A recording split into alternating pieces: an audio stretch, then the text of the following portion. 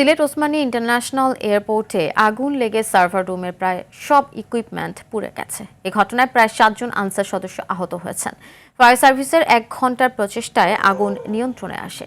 রোববার রাতে এ ঘটনা ঘটে। এ সময় ওই রুমে কাঁচ ভেঙে বিমানবন্দরের আন্ত ফায়ার সার্ভিস, আনসার ও এপিবিএন এর যৌথ প্রচেষ্টায় আগুন নিয়ন্ত্রণে আসে। ফায়ার সার্ভিস ও বিমানবন্দর কর্তৃপক্ষ বলছে, আগুনের সূত্রপাত বৈদ্যুতিক শর্ট সার্কিটের মাধ্যমে হয়েছে বলে ধারণা করা হচ্ছে। এছাড়াও এই আগুনে প্রায় 7 জন আহত হয়েছে বলে জানায় বিমানবন্দর কর্তৃপক্ষ।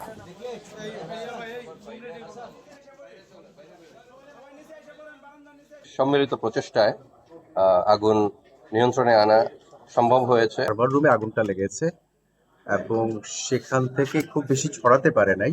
আমরা গ্লাস ভেঙে অ্যাকশনে গেছি। আমাদের ইন্টারনাল ফায়ার সার্ভিস, আমাদের যে ফায়ার অ্যারেঞ্জমেন্ট আছে, ফায়ার ফাইটিং অ্যারেঞ্জমেন্ট, সেটা দিয়ে আমাদের ফায়ার এক্সটিংগুইশার ইউজ করেছি, আমাদের ফায়ার হাইড্রেন্টের পানি ইউজ করেছি।